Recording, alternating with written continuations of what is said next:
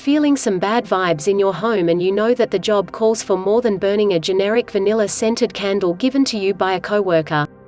Freshening up your home and drawing out any bad juju that's been hanging around might already be sitting in your pantry. Salt. People love the smell of the salty air at the beach, and many others believe it can actually eliminate toxic energy from space as well. Sometimes a room is in need of a little spiritual spring cleaning, and adding salt to the corners of a room is a cheap and effective way of doing just that. Many cultures around the world have drawn upon the healing powers of salt to bless a space and draw out any negative forces. Japanese sumo wrestlers don't start their match until the salt has been tossed into the ring to remove bad spirits. The Chicago Tribune notes that the belief that whatever happens in a room stays in a room is a concept held by cultures around the world.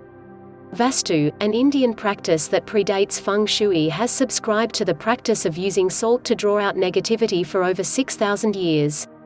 So what's the best way to use salt to cleanse your own home? And while some people may opt for a salt lamp, a simple bowl with some salt works just as well. Avoid using a porous bowl such as untreated wood because the salt may ruin it over several days. As for what kind of salt to use, she prefers to use any salt other than industrially processed salt, simply because it doesn't feel natural enough. Some people may prefer to sprinkle a few herbs such as juniper or rosemary in with the salt, but it's by no means a must. Place the salt in the corners of your home, by a frequently used door, or by the window. You can even sprinkle some of it into your carpet and allow it to sit for an hour or so before vacuuming it up.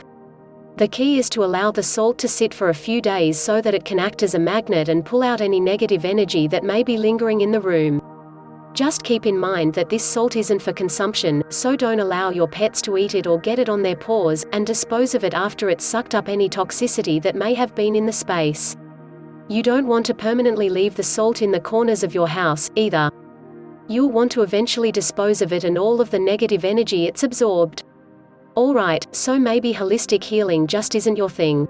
Before you put the salt back in the cabinet though, keep in mind that it's not just great for keeping out negative spirits and bad vibes, but unwanted guests of the eight-legged kind, too.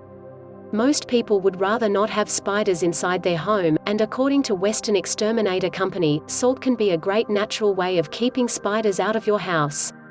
They recommend mixing up a solution of salt and water and spraying areas where you suspect there could be a spider's nest. While there are numerous ways to ridding bad vibes from a home that range from burning sage to having a priest bless it with holy water, none are as commonplace as regular table salt. Ready to give it a try?